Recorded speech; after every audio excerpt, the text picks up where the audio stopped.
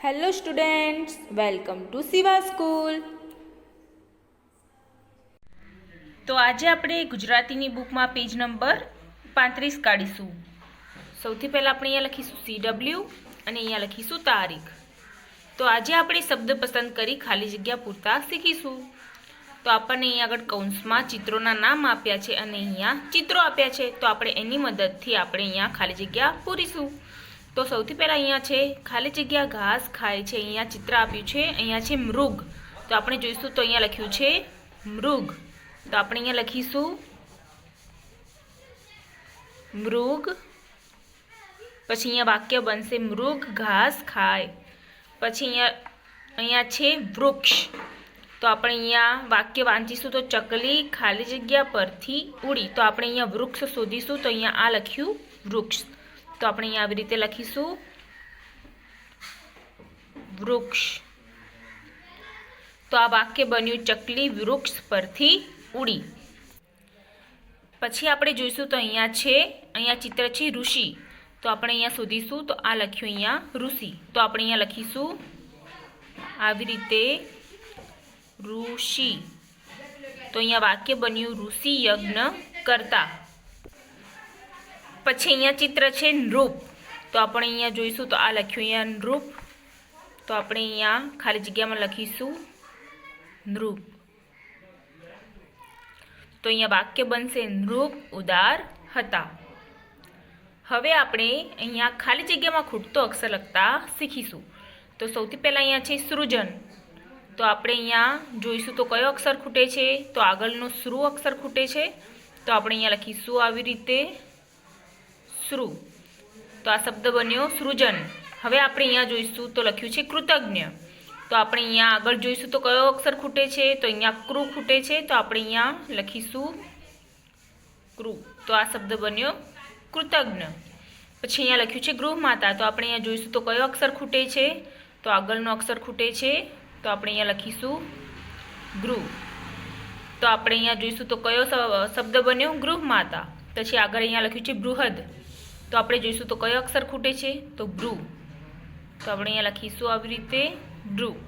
તો આ શબ્દ બન્યો બૃહદ. હવે આપણે આગળ જોઈશું તો અહીંયા લખ્યું છે મૃદુલ. તો આપણે જોઈશું તો અહીંયા કયો અક્ષર ખૂટે છે? તો આગળનો મૃ એ અક્ષર ખૂટે છે. તો આપણે અહીંયા લખીશું આવી રીતે મૃ. તો આ કયો શબ્દ બન્યો મૃદુલ. પછી અહીંયા લખ્યું છે કૃતિ. તો આપણે જોઈશું તો કયો અક્ષર ખૂટે છે? તો આગળનો કૃ અક્ષર ખૂટે છે. તો આપણે અહીંયા લખીશું કૃ. તો આ શબ્દ બન્યો કૃતિ. હવે આપણે આગળ જોઈશું તો અહીંયા લખ્યું છે ચિત્ર જોઈ શબ્દ બનાવો અને લખો. આપણને અહીંયા ચિત્રો આપ્યા છે. તો આપણે એના આધારે અહીંયા શબ્દો બનાવવાના છે અને લખવાના છે. તો સૌથી પહેલાં આપણે અહીંયા જોઈશું તો આ છે શૃગાલ. તો અહીંયા આવી રીતે શૃગાલ ઉપર આવી રીતે ગોળ કરેલું છે. તો આપણે એવી રીતે આગળ શબ્દો બનાવવાના છે અને અહીંયા લખવાના છે. તો અહીંયા છે નૃપ. નૃપ એટલે રાજા. તો આપણે અહીંયા જોઈશું તો ક્યાં છે? તો આવી રીતે આપણે ગોળ કરીશું. નૃપ ઉપર ગોળ કરીશું અને અહીંયા હવે શબ્દ લખીશું આવી રીતે નૃપ. આવી રીતે તમારે પણ મારી સાથે સાથે લખવાનું છે. પછી અહીંયા છે ચિત્ર આપેલું છે. તો અહીંયા છે વૃષભ. તો આપણે અહીંયા આવી રીતે વૃષભ ઉપર આવી રીતે ગોળ કરીશું અને અહીંયા લખીશું વૃષભ.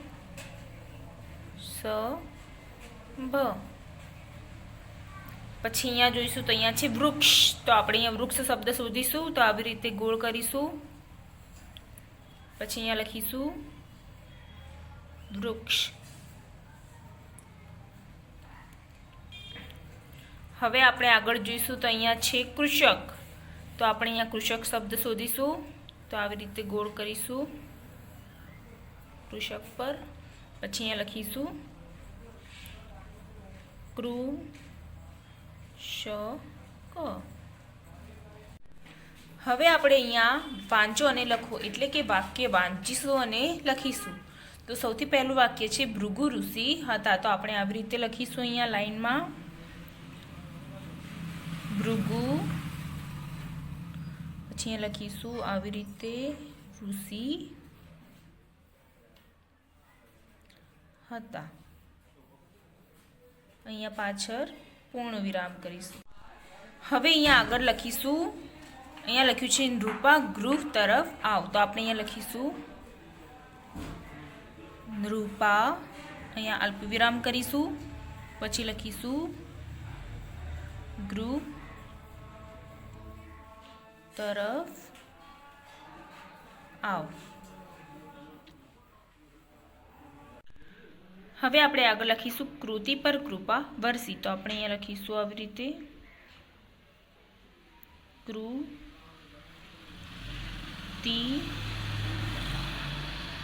પર કૃપા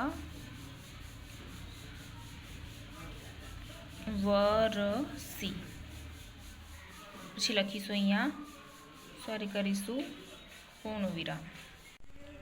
હવે આપણે આગળ જોઈશું, તો અહીંયા લખ્યું છે મૃગ વન તરફ જાય, તો આપણે અહીંયા લખીશું મૃગ વન તરફ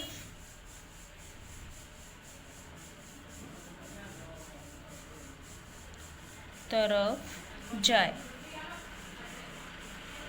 પછી અહીંયા કરીશું પૂર્ણ વિરામ. પછી અહીંયા છે કૃણાલ આકૃતિ બતાવો, તો આપણે અહીંયા લખીશું આવી રીતે કૃણાલ, પછી અહીંયા આપણે કરીશું અલ્પ વિરામ, પછી લખીશું આકૃતિ બતાવો,